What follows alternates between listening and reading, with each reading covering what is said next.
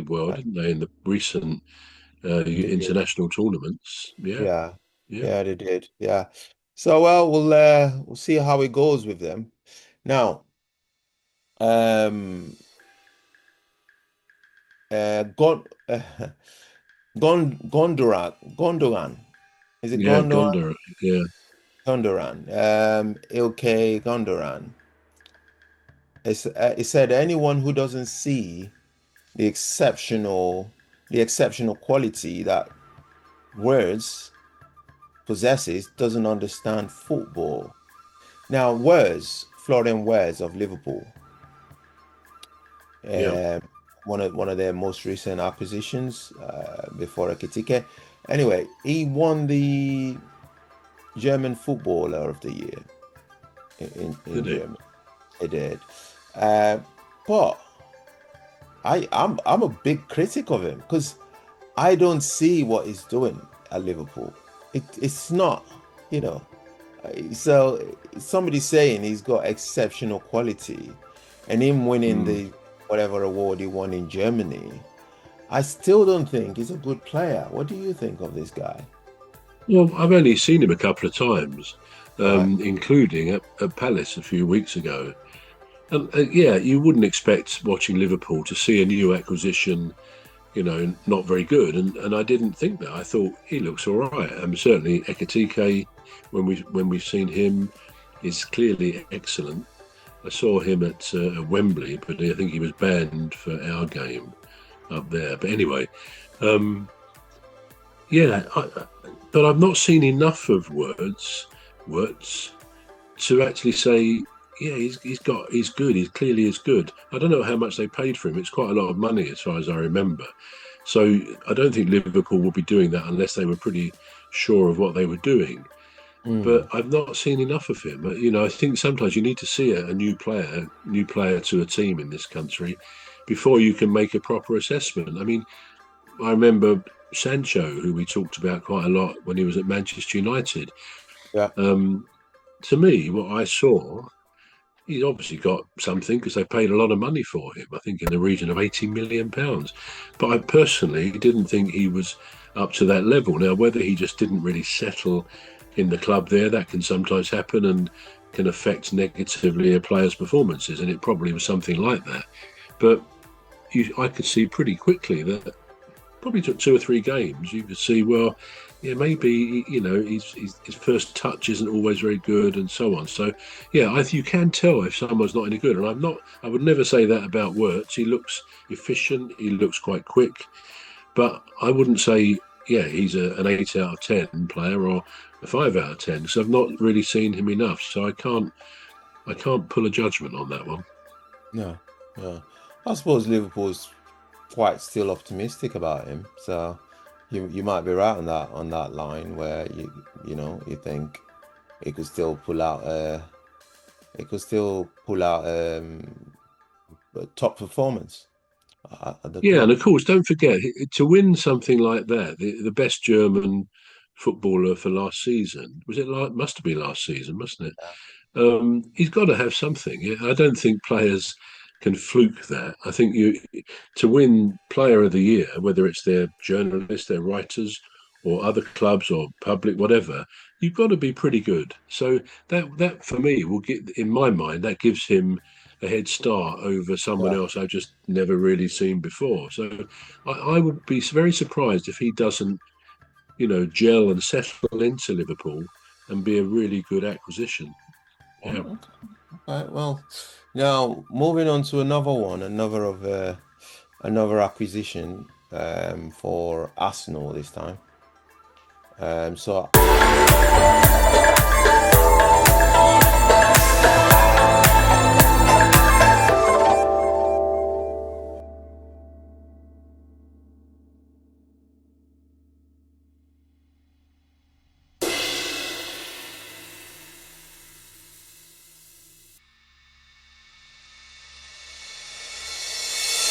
of another acquisition for Arsenal this time. So Arsenal bought Viktor Gyokeres. Um, Now I can't remember how much they paid for him, but He's now gone 8 games in all competitions and over 600 minutes played without a goal. Do you think Arsenal and their fans should be worried now? I mean, has he actually started every game? You know? Well, well, according to statistics, he's played 8 games in all All right. competitions. Okay. Okay. So be it the Carabao, be it the UCL, Yeah. he's Champions League, Premier League. He's played 8 games, 600 minutes, and no goal. He's a striker. Do you think they should be Yeah. I worried? mean, should they be worried? Well, yes and no, really. I mean, I can't say I've specifically watched him or seen much of him, so I don't have a view on his the fact they acquired him. But I think generally, very often, what happens, a player settles in. It takes a while. It takes some longer than others. If a player goes to a new club and he scores a goal in his first or second game, he's broken that initial taboo. You don't want to go too many games without scoring, obviously. So the trouble is, the longer it goes, the harder it gets psychologically, because if he's gone 8 games, he's going to be thinking, should I be worried about the fact that I'm not doing what I've been bought to do? And I suppose a club quite rightly would not want to put too much pressure on him, and the fans won't. I think fans generally in our country for their clubs are very tolerant. I think they will, provided they can see someone's giving everything, then he may have been a bit unlucky and missing a goal here or there. But most fans can see if the person's putting everything into it, and provided he's doing that, then I don't think the club will be worried, because, as they say, once somebody scores, often and usually it starts to open up, for more goals. We could look at Salah. Now, he's not doing very well on the goal front so far, is he? He really isn't by his standards. But I don't suppose anybody's worried at Liverpool, because he will come good. He's that good that you can't keep a good player down for long. But I don't think he scored many goals this season at all. Whereas someone like Haaland at Manchester City, he still, this season so far, has got a lot of goals. He just has so many goals in him. He's big, he's imposing, and he just takes his chances. And he's very quick for a big man as well. Salah's generally very quick, but he does look a little bit heavy-legged this season. I don't know whether that's, I don't know, the fact they've had changes in the team. Maybe he's being asked to do a few different things, and it's not quite working out for him.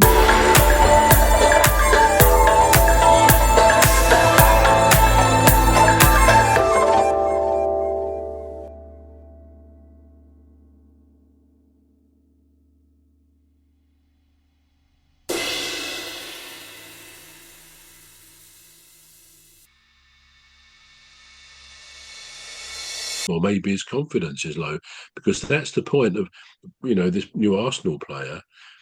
The more games you go without scoring, that precious commodity called confidence starts to diminish. It starts to, you start to doubt yourself. Oh, I've got to get in the right position. And when you start, it's like anything. It's like breathing. We don't think about breathing. Yeah. When you start to think about it, if you think, oh, I feel a bit breathless, you can start to feel a bit stressed, and it's hyperventilating. So we don't need to think about many things. It's automatically done by the body. And in football, it's the same sort of principle, I think. If you know your game, you're really good professional footballer, you've been bought by a top club in Britain, in England, you've got it. You've got it all there to do it.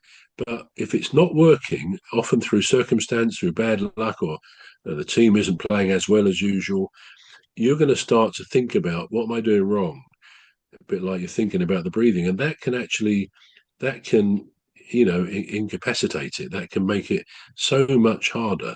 I know, I mean, another analogy of that, because I think it's a very important element, how a player thinks and functions. If he's on autopilot, doing what he does best, that's when it works. And you can see that in Haaland. He's always on autopilot. He's herring through, getting the ball, placing it, and it's a brilliant goal.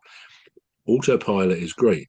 But I mean, I know from, say, being a musician, when I'm playing the piano, great. I can do it without looking. If I'm a particular song I'm playing, But if I'm sort of not so sure of making a mistake here and there, and you start to look at your fingers, it's shocking. You start to make mistakes. If you start to look and the guitar, you start to think, oh, why isn't my finger?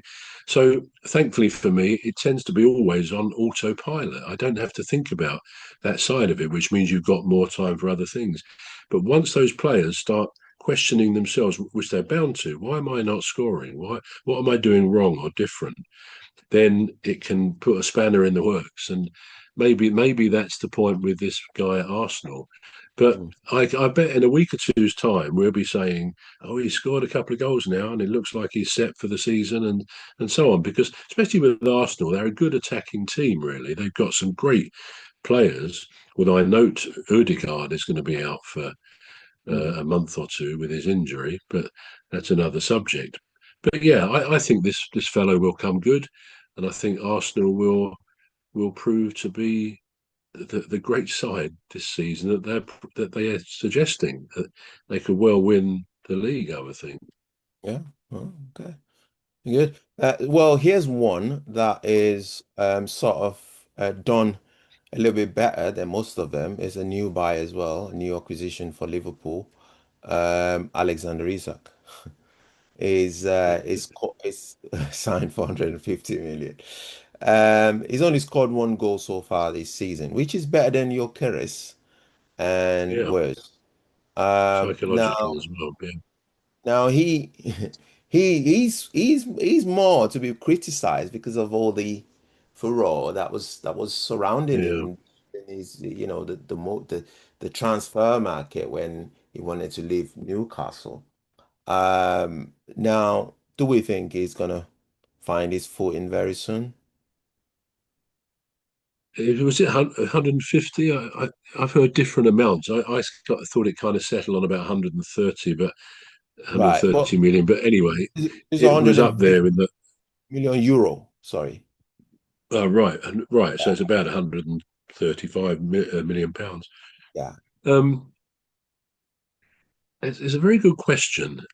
It's difficult to name somebody, but sometimes in football, you go back over a few years.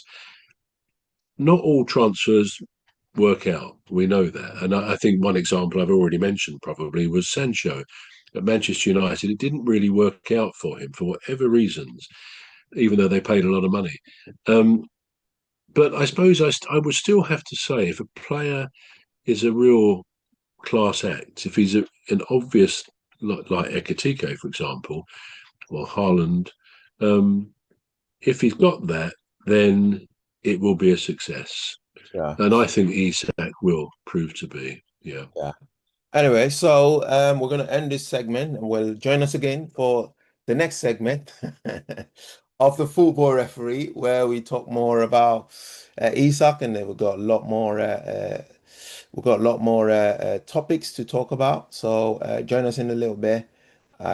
So this we're going to join us in the second half. Don't miss it. Bruv is raring. Bruv is really Raring to raring. go. Let's go.